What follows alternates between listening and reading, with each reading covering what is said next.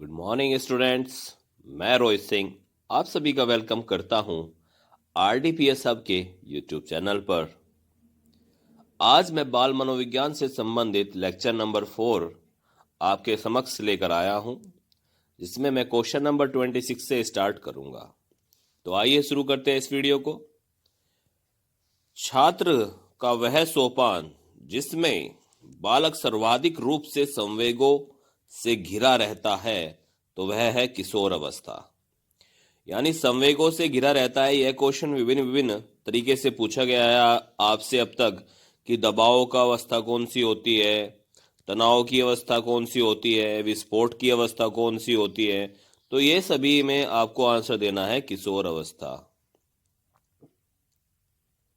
Next question है, बालक के विकास से ज्यादा महत्वपूर्ण क्या है। एक तो चीज है बालक का विकास, और बालक के विकास से भी ज्यादा महत्वपूर्ण जो माना गया है मनोविज्ञान में वह है वंशक्रम, और दूसरा है वातावरण। वातावरण का बच्चे पर एकदम प्रत्यक्ष प्रभाव पड़ता है। जिस भी वातावरण में आप किसी बच्चे को रखोगे वह उसी के अनुरूप ढल जाएगा। तो बच्चे को वातावरण एक अच्छा देना सबसे आवश्यक है। नेक्स्ट, मनोविज्ञान में सामाजिक विकास से क्या अभिप्राय है। यानी आप मनोविज्ञान में अगर सामाजिक विकास की बात करते हैं तो आप क्या कहना चाह रहे हैं। तो सामाजिक विज्ञान से संबंध होता है दूसरों के साथ अच्छे संबंधों का विकास करना ही क्या कहलाता है, सामाजिक विकास कहलाता है। विकास की दृष्टि से सही क्रम क्या है कि अगर किसी बच्चे का विकास हो रहा है तो वो किस क्रम में होना चाहिए। तो विकास का क्रम होता है, पहले उसे आत्मीकरण करना चाहिए चीजों का, फिर उनको समायोजन करना चाहिए, और फिर उसके बाद अनुकूलन आ जाना चाहिए।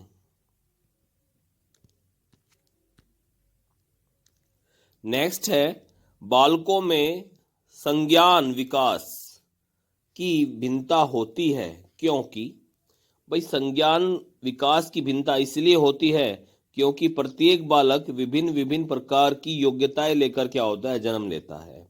अंतरंग योग्यताएं भिन्न भिन्न होती है, मतलब उनके आंतरिक गुण क्या होते हैं, अलग अलग होते हैं।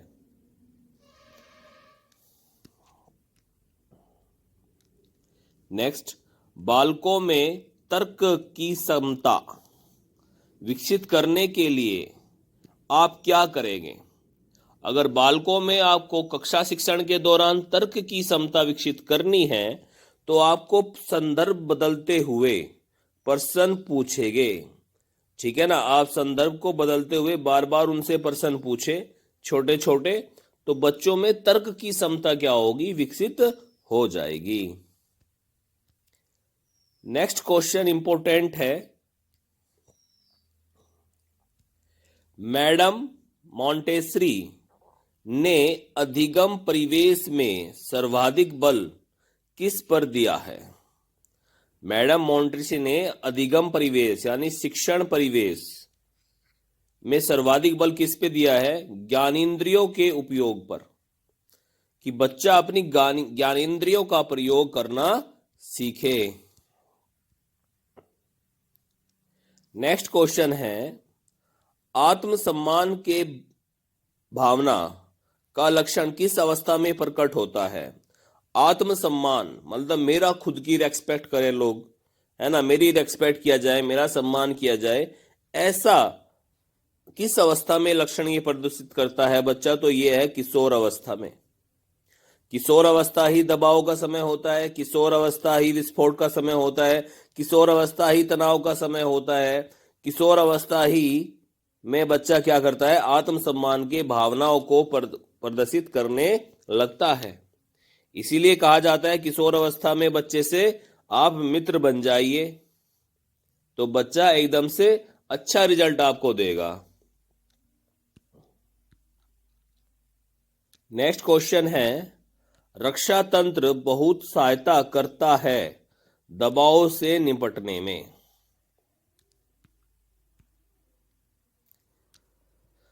क्रियात्मक अनुसंधान का उद्देश्य है? भाई क्रियात्मक अनुसंधान का क्या उद्देश्य है? विद्यालय तथा शैक्षणिक प्रणाली में सुधार। हम क्रियात्मक अनुसंधान करते हैं, रिसर्च करते हैं, किस लिए? विद्यालय तथा शैक्षणिक प्रणाली में सुधार करने के लिए। अगर हमारी शैक्षणिक प्रणाली यानी पढ़ाने की प्रक्रिया में कोई त्रुटि है तो उसको हम क्रियात्मक अनुसंधान से क्या करते हैं? एक्टिविटी रिसर्च से क्या करते हैं? सही कर लेते हैं। नेक्स्ट है, पुरुष स्त्रियों की अपेक्षा ज्यादा बुद्धिमान होते हैं, यह कथन प्रदर्शित करता है। इसमें बोला गया है कि जो आदमी होते हैं वो औरतों से अधिक ज्यादा बुद्धिमान होते हैं। तो यह जो कथन है क्या प्रदर्शित करता है?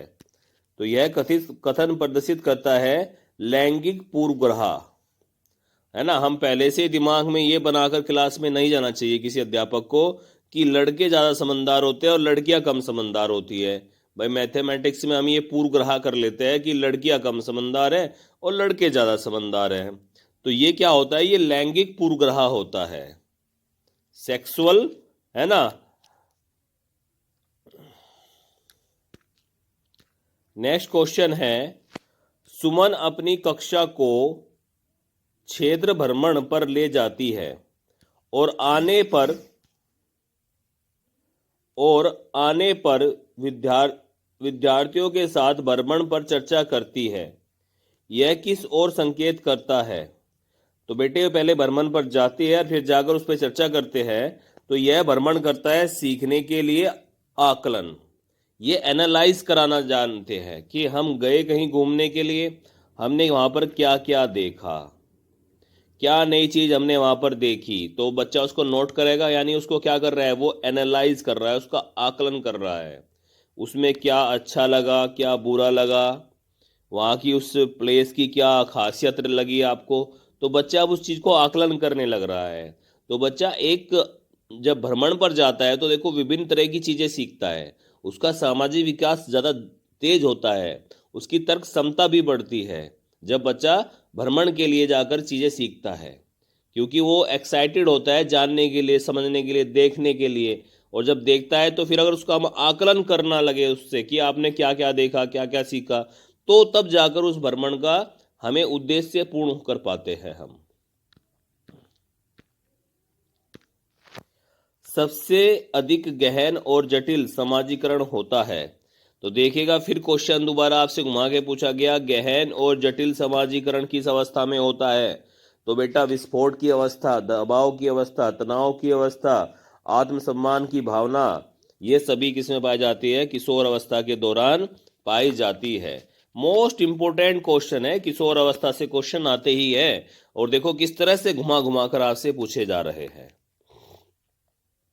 नेक्स्ट क्वेश्चन है, अनुवांशिकता को कैसी सामाजिक संरचना माना जाता है? तो ये बोलते हैं स्थिर सामाजिक संरचना माना जाता है। तो जो अनुवांशिकता है वह कैसी सामाजिक संरचना है? तो वो है बेटा स्थिर सामाजिक संरचना।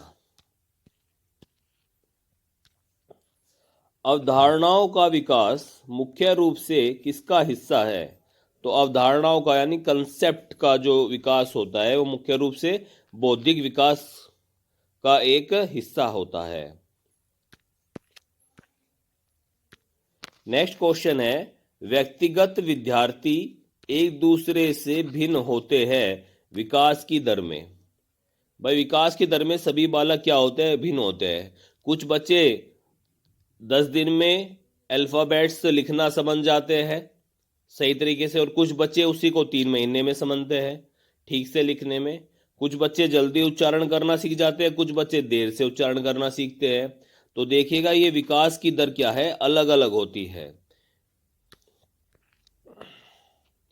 नेक्स्ट क्वेश्चन मोस्ट इंपोर्टेंट, जब भी आप पियाजे का नाम सुने तो वो क्वेश्चन ऑटोमेटिकली इंपोर्टेंट हो जाता है। और क्योंकि पियाजे से क्वेश्चन जरूर ही पूछे जाते हैं super TET, UP TET, C TET के एग्जामिनेशन में, और DSSB में भी बहुत भरमार क्वेश्चन इससे पूछे जाते हैं। तो सभी ऐसे कॉम्पिटिटिव एग्जाम के लिए यह आप वीडियो आपके लिए बहुत लाभदायक सिद्ध होने वाली है। वीडियो को पूरा देखिएगा।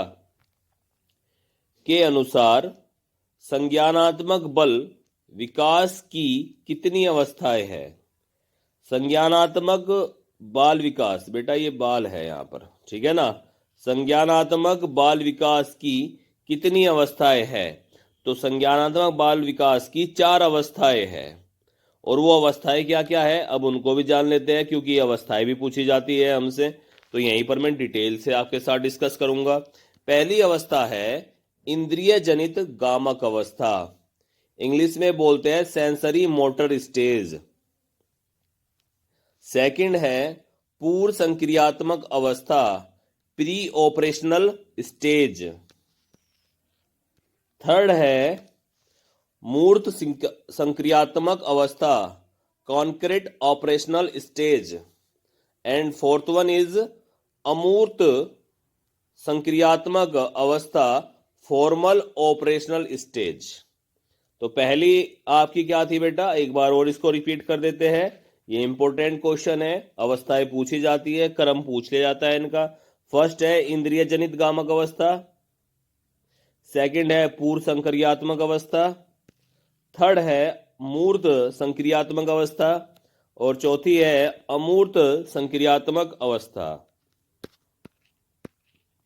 नेक्स्ट क्वेश्चन है प्राचीन काल में मनोविज्ञान का अर्थ क्या था? आत्मा का विज्ञान। यानी पुराने समय में हमने मनोविज्ञान को क्या जाना? हमने मनोविज्ञान को बस इतना जाना कि आत्मा का जो विज्ञान है उसको जानना ही क्या है, मनोविज्ञान है। परंतु आधुनिक समय में इसे शिक्षा से जोड़ दिया गया है। मनोविज्ञान को आत्मा का विज्ञान किसने कहा था? अरस्तु ने। यह क्वेश्चन काफी बार पूछा गया है, अरस्तु जी ने कहा था। आत्मा का विज्ञान किसने कहा मनोविज्ञान को? अरस्तु जी ने कहा।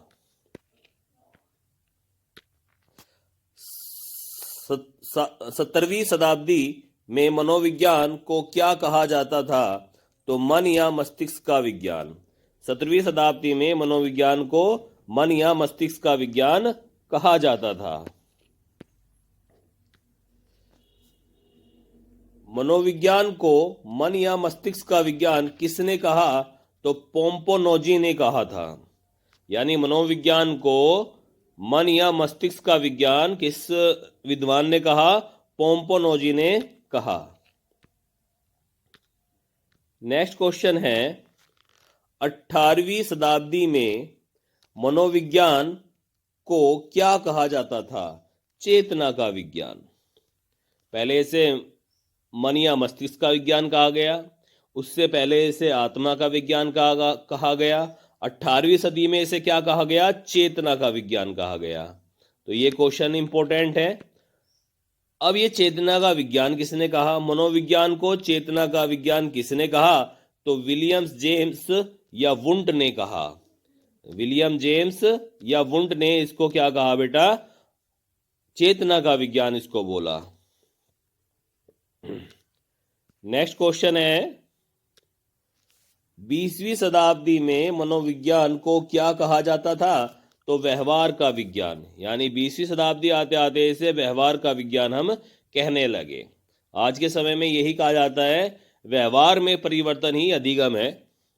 अगर बच्चे को आपको कुछ सिखाना है तो उसके व्यवहार में परिवर्तन कर दीजिए, यही आज के समय में एक अधिगम की विशेष व्याख्या है। तो क्या है, मनोविज्ञान क्या कहता है 20वीं शताब्दी में? मनोविज्ञान का क्या कहा जाता है? व्यवहार का विज्ञान। मनोविज्ञान को व्यवहार का विज्ञान किसने कहा? तो वॉटसन ने कहा। मोस्ट इंपोर्टेंट क्वेश्चन है, मोस्ट इंपोर्टेंट। वॉटसन ने मनोविज्ञान को व्यवहार का विज्ञान कहा। नेक्स्ट क्वेश्चन है शिक्षा मनोविज्ञान की पहली पुस्तक किसने और कब लिखी? तो शिक्षा मनोविज्ञान की पहली बुक 1903 में थॉर्नडाइक द्वारा लिखी गई थी। तो शिक्षा मनोविज्ञान की जो पहली पुस्तक है वो 1903 में, और किसके द्वारा लिखी गई थी भाई? थॉर्नडाइक के द्वारा लिखी गई थी, याद रखना है। नेक्स्ट क्वेश्चन जो है, शिक्षा का अधिकार अधिनियम कब लागू हुआ? 1 अप्रैल 2010 को लागू हुआ। मोस्ट इंपोर्टेंट क्वेश्चन आ गया है। शिक्षा का अधिकार अधिनियम कब लागू हुआ? 1 अप्रैल 2010 को लागू हुआ। शिक्षा का अधिकार अधिनियम कब बना था? तो 2009 में ये बना था। नेक्स्ट क्वेश्चन है, शिक्षा निशुल्क एवं अनिवार्य शिक्षा अधिनियम के तहत कितने वर्ष के बच्चों को निशुल्क शिक्षा दी जाती है? तो 6 से 14 वर्ष के बच्चों को। मोस्ट इंपोर्टेंट क्वेश्चन, हर बार पूछे जाने वाला क्वेश्चन, हर बार पूछे जाने वाला क्वेश्चन, मोस्ट इंपोर्टेंट। शिक्षा के मौलिक अधिकार संविधान के किस अनुच्छेद से लिए गए हैं? तो अनुच्छेद 21A से 86वें संविधान संशोधन द्वारा 2002 में इसको जोड़ा गया। तो दोनों ही क्वेश्चन पूछे जाते हैं कि अनुच्छेद 21A कब जोड़ा गया? तो 86वें संविधान संशोधन द्वारा 2002 में जोड़ा गया। और ये शिक्षा का मौलिक अधिकार संविधान के किस अनुच्छेद में है? शिक्षा का मौलिक अधिकार, शिक्षा का मौलिक अधिकार किस अनुच्छेद में है? 21A में है, 21A में। मोस्ट इंपोर्टेंट क्वेश्चन है, मोस्ट इंपोर्टेंट।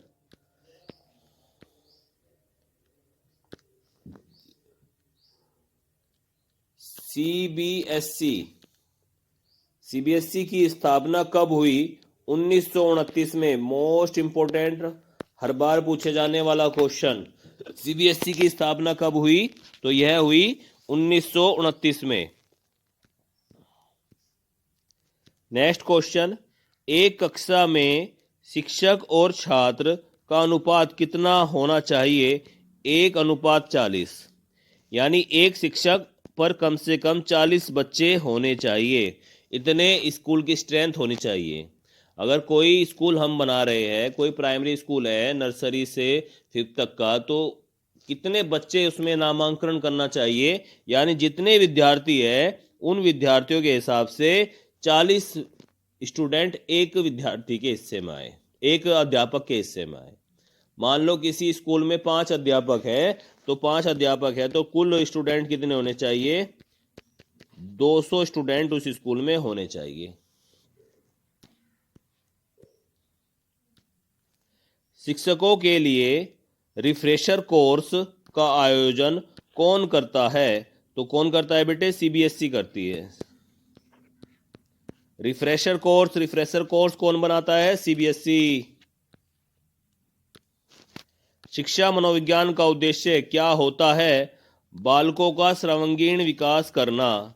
शिक्षा मनोविज्ञान का उद्देश्य है बालकों का विकास करना, बालकों का हर तरह का विकास करना, सभी सामाजिक बात को लेकर तर्क क्षमता का, उसकी संप्रेषण करने का, संवाद करने का स्किल बढ़ाना, उसका लिखने का स्किल बढ़ाना, उसका बौद्धिक विकास करना, उसका सांस्कृतिक विकास करना, सभी उसका व्यवहारात्मक विकास करना, ये सभी चीजें आ जाती है शिक्षा मनोविज्ञान में। अज्ञात से ज्ञात की ओर किस विधि में पढ़ते हैं? तो संश्लेषण विधि से। संश्लेषण विधि अज्ञात से ज्ञात की ओर ले जाती है। यानी संश्लेषण विधि ऐसी विधि है जो अज्ञात से ज्ञात की ओर के क्रम में पढ़ाती है चीजें। याद रखना है, इंपॉर्टेंट क्वेश्चन है। अज्ञात से ज्ञात की ओर किस विधि में पढ़ते हैं? तो क्वेश्चन आंसर होगा बेटा विश्लेषण विधि। क्या होगा? विश्लेषण विधि। ये विश्लेषण विधि है इसका आंसर। जब आप अज्ञात से ज्ञात की ओर जाते हैं, पढ़ते हैं, तो ये होता है विश्लेषण। यानी पहले आप क्या करोगे? विश्लेषण विधि का मतलब ये है, मान लो आपको कक्ष में कोई पाठ पढ़ाना है, तो आप उस पाठ की रीडिंग फर्स्ट आप कराओगे, बच्चा बाद में रीडिंग करेगा। इंग्लिश का कोई चैप्टर पढ़ा रहे हैं तो टीचर उसका प्रोनाउंसिएशन भी करेगा, उसकी हिंदी भी बताएगा, उसको पूरा विश्लेषण करेगा। यानी ये हो गया अज्ञात से ज्ञात की ओर विश्लेषण विधि। ठीक है ना? जब आप एक बार उसको पढ़ा दोगे, उसके बाद बच्चे ने आपको सुना है, समझा है ना, उसके बाद आप बच्चे को बोलोगे कि आप उठो और इस पैराग्राफ को पढ़े। तो ये विधि जो हम यूज करते हैं इसको हम बोलते हैं विश्लेषण विधि। ठीक है ना? नेक्स्ट है सामान्य से विशिष्ट की ओर कौन सी विधि होती है? तो आगमन विधि होती है।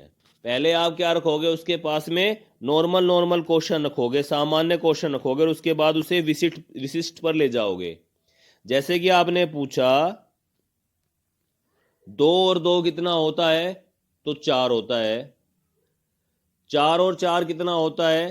तो बोलेगा 8 होता है। ठीक है ना? तो ये तो उसने जोड़ के बताया। तो क्या इसे किसी और तरीके से भी पता किया जा सकता है ना? तो आप बोलोगे कि इसे मल्टीप्लाई से भी पता किया जा सकता है। 2 इंटू 2 इज 4। तो वो अब तक प्लस कर रहा था, अब आप उसको एक विशिष्टता की ओर ले गए। एक नया कंसेप्ट आपने बताया कि ये मल्टीप्लाई भी हम किस तरह से करते हैं। ठीक है ना? तो इसी तरह से बहुत सारे अलग अलग कंसेप्ट होते हैं। जैसे कि आप ये पूछ सकते हैं कि सजीव वस्तुएं कौन कौन सी है? तो सजीव वस्तुएं आप सीधा पूछोगे तो विशिष्ट क्वेश्चन हो गया। आप उससे डायरेक्ट पहले ये पूछो सामान्य क्वेश्चन कि जो पेड़ पौधे होते हैं सजीव होते हैं या निर्जीव, कि ये सांस लेते हैं कि नहीं लेते? तो बच्चे बता देंगे। आप पूछोगे कि जो आपके घरों में जो गाय होती है वो सांस लेती है कि नहीं लेती है? तो बच्चे बता देंगे। तो ये सामान्य पर्सन हो गए। फिर आप उससे विशिष्ट पर्सन एक पूछोगे, तो जो भी जंतु श्वास लेता है उनको क्या कहते हैं, और जो जंतु श्वास नहीं लेता तो उनको क्या कहते हैं? तो अब बच्चे क्या हो जाएंगे? नहीं बता पाएंगे। फिर आप उसको क्या करोगे? बताओगे। तो ये हो गया विशिष्ट की ओर ले जाना। ठीक है ना? तो ऐसी विधि क्या कहलाती है? आगमन विधि कहलाती है। विशिष्ट से सामान्य की ओर कौन सी विधि होती है? तो ये होती है निगमन विधि। यानी क्या बोला गया है बेटा इसमें? विशिष्ट से सामान्य की ओर।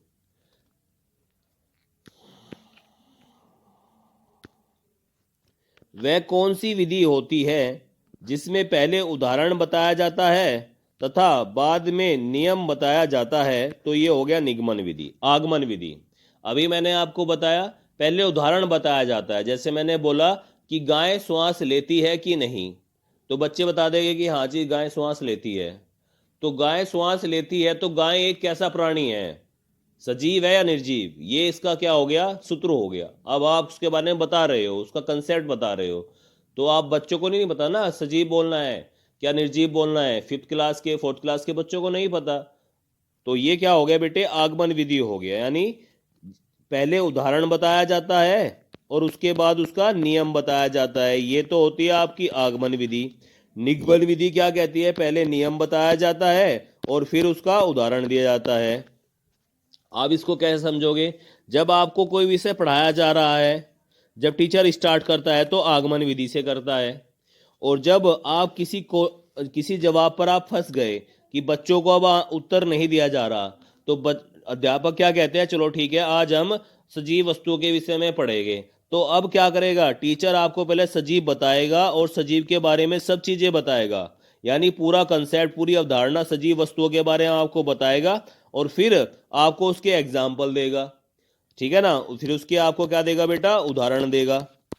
तो जब पहले उसका पूरा कंसेप्ट बताते हैं, फिर उसके बाद में उसे उदाहरण से समझाते हैं, फिर उसकी वीडियो दिखाते हैं, ठीक है ना, उस पर कोई एक्टिविटी कराते हैं, तो ये क्या कहलाता है? ये निगमन विधि कहलाता है।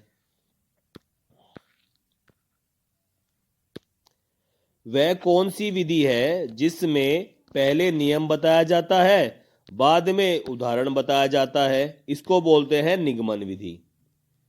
निगमन विधि क्या होती है? विशिष्ट से सामान्य की ओर। और आगमन विधि क्या होती है? सामान्य से विशिष्ट की ओर। इंपॉर्टेंट क्वेश्चन है ये, लगातार पूछे जाने वाले क्वेश्चन है।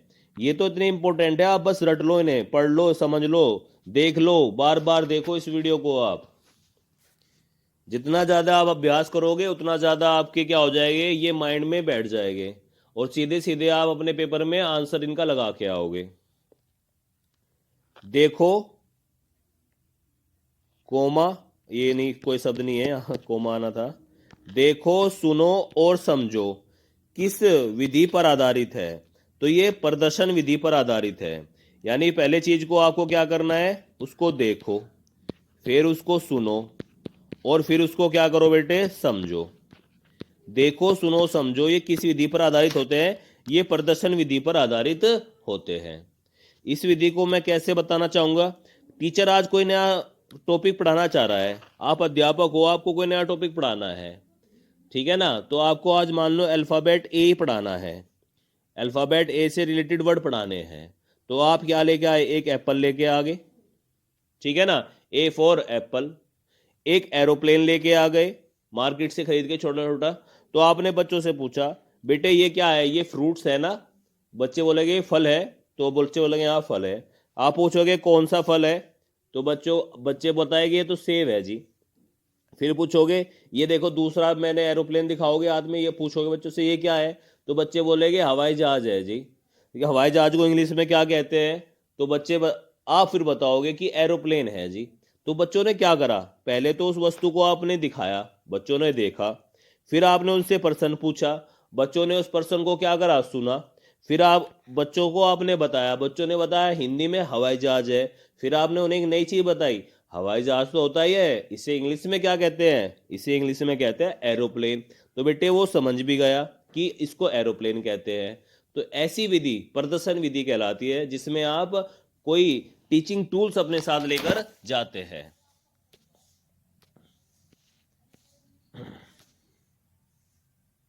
नेक्स्ट है बेटा देखो सुनो और बोलो, किस विधि पर आधारित है, तो ये प्रयोगात्मक विधि पर आधारित है। देखो सुनो और बोलो ये क्या है, प्रयोगात्मक विधि पर आधारित है। कक्षा 9, 10th, 11th, 12th के बच्चे प्रयोगात्मक विधि करना स्टार्ट करते हैं या करते हैं। कैसे, लैब में जाएंगे, लैब में जाकर क्या करेंगे बेटा, कोई भी चीजें आपस में मिलाएंगे, देखेंगे कि मेरा जो कि उसने क्या करा बेटा, HCl लिया है ना, हाइड्रोक्लोरिक एसिड, और उसमें क्या डाल दिया, NaOH डाल दिया, ठीक है ना। NaOH क्या होता है, सोडियम हाइड्रोक्साइड। तो ये एक न्यूट्रलाइज रिएक्शन को दिखाता है जिसमें साल्ट बनता है। तो पहले लैब में HCl ढूंढेगा, फिर NaOH ढूंढेगा, फिर उनको क्या करेगा, इसमें डाल देगा, डाल के फिर क्या करेगा, देखेगा, और फिर बोलेगा कि देखो मेरा जो है ना ये साल्ट बन गया इसमें, कि ये मेरा बन जाएगा यहाँ से NaCl प्लस H2O मेरे पास बन के आ गया, ये साल्ट है। तो बच्चा करेगा, पहले देखेगा, फिर सुनेगा, फिर बोलेगा। इसको कहते हैं प्रयोगात्मक विधि। किस विधि में शिक्षण सूत्र का प्रयोग होता है, किस विधि में शिक्षण सूत्र का प्रयोग होता है, तो आगमन विधि में शिक्षण सूत्र का प्रयोग होता है। करके सीखने पर कौन सी विधि काम करती है, करके सीखने पर प्रयोगशाला विधि कार्य करती है। किंडरगार्टन विधि के जनक कौन है, इंपॉर्टेंट क्वेश्चन है बेटा ये, तो इसका सही आंसर है फ्रोबेल। किंडरगार्टन विधि किन कक्षाओं के लिए उपयोगी है, LKG एवं UKG के लिए उपयोगी है, इंपॉर्टेंट क्वेश्चन। किंडरगार्टन विधि किस पर आधारित होती है, यह विधि खेल एवं करके सीखने पर आधारित होती है। आपसे क्वेश्चन ये भी पूछा जा सकता है, उस विधि का नाम बताओ जो खेल व करके सीखने पर आधारित है, तो आंसर जाएगा किंडरगार्टन विधि। किस ग्रंथि के दोषपूर्ण कार्य के कारण व्यक्ति का लैंगिक विकास उचित रूप से नहीं हो पाता, तो ये आंसर है बेटा पीनियल ग्रंथि। पीनियल ग्रंथि दोषपूर्ण हो जाए तो उसका विकास में बाधा आ जाती है। खेल पर आधारित विधि कौन सी है, तो किंडरगार्टन विधि है जो खेल पर आधारित है। नेक्स्ट है अतिरिक्त शक्ति के सिद्धांत का संबंध किससे है, तो खेल से है। जिस बच्चे के पास में पूरे दिन पढ़ाई भी कर लेगा स्कूल में, अगर उसको खेलने में बोला जाए तो खेलने में उसके पास से अलग से कोई एनर्जी आ जाती है और वो लगातार खेलता रहता है। तो खेल, अतिरिक्त शक्ति के सिद्धांत का संबंध किससे है, हमेशा खेल से होगा। बच्चा जितना ज्यादा खेलेगा यानी वो उतना एक्स्ट्रा ऑर्डिनरी बच्चा है। Psychology from the stand point of behaviourist किसकी रचना है, इंपॉर्टेंट क्वेश्चन है, तो ये वॉटसन की रचना है। Psychology from the stand point of behaviourist. Next question है विकास को सर्वाधिक प्रभावित करने वाला कारक है खेल का मैदान। खेल के मैदान में बच्चे का विकास सबसे अधिक होता है। प्रथम बाल निर्देशन केंद्र किसके द्वारा खोला गया? विलियम्स हिली। बाल निर्देशन केंद्र, बालकों को पढ़ाने का केंद्र किसके द्वारा खोला गया? तो विलियम्स हिली द्वारा खोला गया। किसकी कार्य क्षमता का संबंध मनुष्य की पहचान पाचन क्रिया से भी होता है? तो अधिवक्र ग्रंथि या एड्रेनल ग्रंथि।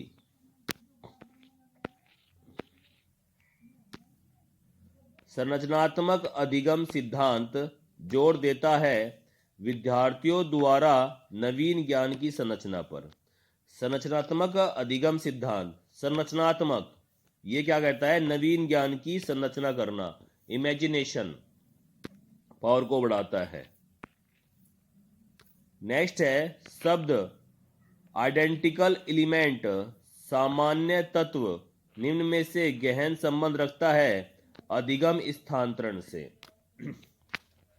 आइडेंटिकल एलिमेंट्स जो संबंध रखता है किससे रखता है? अधिगम स्थानांतरण से, है ना, लर्निंग ट्रांसफर से। छोटे शिशु खिलौनों तथा अन्य वस्तुओं को फेंककर उसके भागों को अलग अलग करके किस भाव को प्रदर्शित करता है? जिज्ञासा प्रवृत्ति को। ठीक है ना, बच्चा खिलौनों को तोड़ेगा, उसके अलग अलग भाग करेगा, तो यह किस प्रवृत्ति को दिखाता है? जिज्ञासा। तो जो बच्चा जितने ज्यादा खिलौने तोड़े घर में उतना अच्छा, यानी उसमें जिज्ञासा उतनी ज्यादा है। नेक्स्ट क्वेश्चन है स्फूर्ति अवस्था कहा जाता है बाल्यावस्था को। बाल्यावस्था को स्फूर्ति अवस्था कहा जाता है। प्रतिबिंब अवधारणा, प्रतीक एवं संकेत, भाषा, शारीरिक क्रिया और मानसिक क्रिया अंतर्निहित है विचारात्मक प्रक्रिया में। वातावरण वह बाहरी शक्ति है जो हमें प्रभावित करती है। किसने कहा था? रॉस ने कहा था। वातावरण वह बाहरी शक्ति है जो हमें प्रभावित करती है, यह कथन किसका है? यह कथन रॉस जी का है। नेक्स्ट क्वेश्चन है बुद्धि परीक्षण निर्माण के जन्मदाता है अल्फ्रेड बिने। मोस्ट इंपोर्टेंट क्वेश्चन है। संवेदना ज्ञान की पहली सीढ़ी है, यह कथन है मानसिक विकास का। संवेदना ज्ञान की पहली सीढ़ी है, यह कथन है मानसिक विकास का। ब्रेंजेंस के अनुसार उत्तेजना किसका भाग है? संवेगात्मक विकास का। तर्क जिज्ञासा तथा निरीक्षण शक्ति का विकास होता है कितने वर्ष की आयु में? तो 11 वर्ष की आयु में। तर्क जिज्ञासा व निरीक्षण शक्ति का विकास होता है 11 वर्ष की आयु में। किस अवस्था में बालकों में नई खोज करने की और घूमने की प्रवृत्ति बहुत अधिक बढ़ जाती है? तो बाल्यावस्था के अंतर्गत।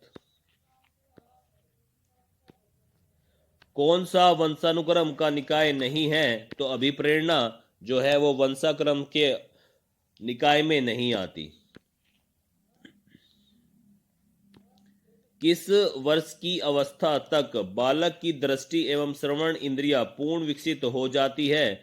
तो 8 अथवा 9 वर्ष की अवस्था तक दृष्टि व श्रवण क्षमता पूर्ण रूप से विकसित हो जाती है 8 से 9 वर्ष की अवस्था तक। 20वीं शताब्दी को बालक की शताब्दी कहा जाता है, यह कथन किसका है?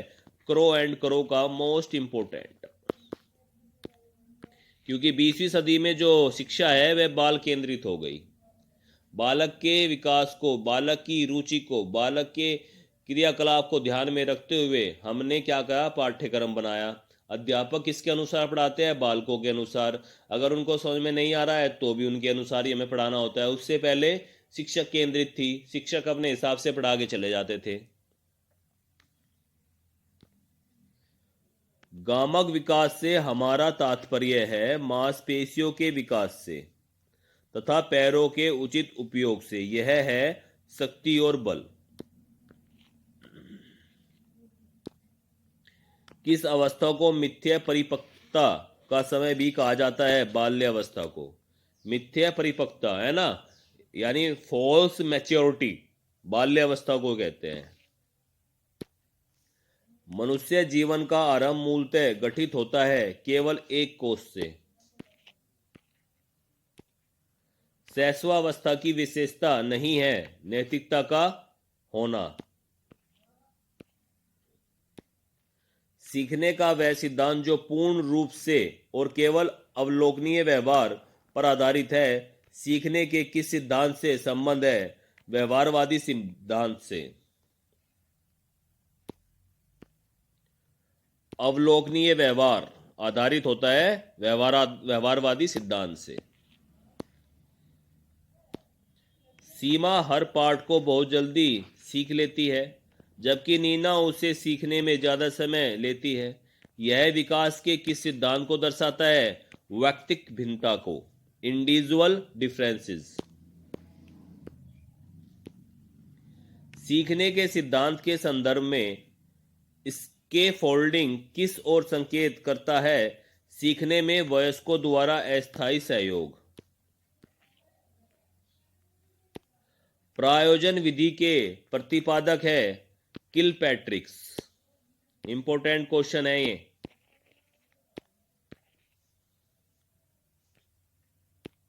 वर्तमान समय में शिक्षा का सबसे उपयुक्त उपागम कौन सा है? सर्जनवादी उपागम। तो आज इस वीडियो में हमने क्वेश्चन नंबर 26 से 100 तक का आपके साथ में डिस्कशन किया है। अगर आपको वीडियो पसंद आया तो प्लीज़ लाइक कीजिए, सब्सक्राइब कीजिए और शेयर कीजिए। और ऐसी ही महत्वपूर्ण इन्फॉर्मेशन प्राप्त करने के लिए बेल आइकन को प्रेस कीजिए। जैसे ही मैं नेक्स्ट वीडियो लेकर आऊँगा उसका नोटिफिकेशन आपको सबसे पहले मिले, इसलिए आप बेल आइकन को प्रेस करना मत भूलिएगा। मिलते हैं RDPS हब की बाल विकास की लेक्चर नंबर 5 में। Thank you.